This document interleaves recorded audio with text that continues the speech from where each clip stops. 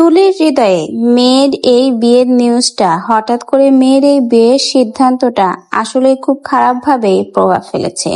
তুলি তার এই মেয়ের বিয়ের নিউজটা নিতে পারেনি, তাই তো আজকে সে খুবই অসুস্থ হয়ে পড়েছে। রাজশাহীর জনপ্রিয় কন্টেন্ট ক্রিয়েটার শান্তা তুলি যখন তার মেয়ে আনিকা পরিবারের কথা না ভেবে একা একা বিয়ে করলো, তখনই সেই খবরটি তুলির হৃদয়ে ভয়াবহ ঝড় তুলেছে।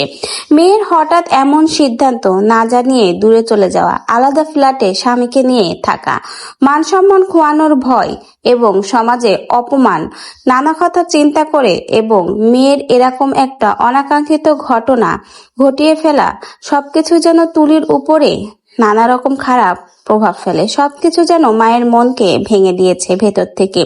যে মেয়েটাকে এতদিন বুকের ভিতরে আগলে রেখে বড় করেছে, তার এমন দূরে সরে যাওয়া তুলি কোনোভাবেই হয়তো মেনে নিতে পারেনি। সে গভীর কষ্ট পেয়েছে মানসিক চাপ। তাই তো এখন এই মেয়ের শোকে অসুস্থ হয়ে পড়েন তুলি। সেই কঠিন সময়ে পাশে ছিল তার প্রিয় জীবনসঙ্গী শান্ত ভাই। নিজের ভেতরের কষ্টটুকু চাপা দিয়ে স্ত্রীর পাশে শক্ত ঢাল হয়ে দাঁড়িয়েছে, নিঃশব্দে সংগ্রাম করে গেছে, স্ত্রীকে সর্বদা সঙ্গ দিয়েছে। ভেতরে ভেতরে ধীরে ধীরে ভেঙে গেলেও বাইরে থেকে সেটা কখনোই সে দেখতে দেয়নি, প্রকাশ করেনি। বাইরে থেকে নিজেকে সবার সামনে শক্ত রাখার চেষ্টা করেছে। আসলে যখন কোনো সন্তান তার বাবা মায়ের মুখ কালো করে সম্মানের কথা না ভেবে এই কাজগুলো করে, তখন কিন্তু সেই বাবা মায়ের পক্ষে মেনে নেওয়াটা আসলে অনেক বেশি কষ্টকর। শান্ততুলির ক্ষেত্রেও ঠিক একই ঘটনা ঘটেছে। প্রায় 1 বছর আগে তার এই আদরের মেয়ে আনিকা তার বয়ফ্রেন্ডের সাথে পালিয়ে যেয়ে বিয়ে করে ফেলে এবং তারা একসাথেই সেই সময় সংসার জীবন শুরু করে। প্রথম দিকে তুলি বা শান্ত কেউই তাদের এই সম্পর্কটা মেনে নেয়নি।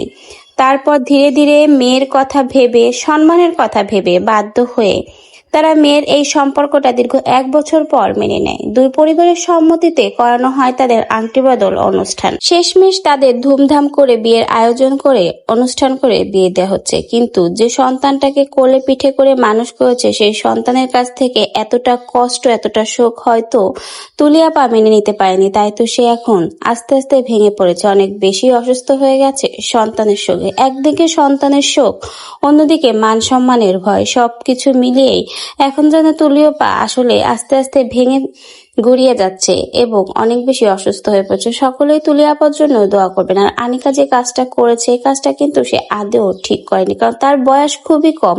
এই বয়সে মোহে পড়ে সে যে কাজটা করলো, বাবা মায়ের সম্মান ডুবালো, একটাবার এই বাবা মায়ের কথাও সে ভেবে দেখলো না।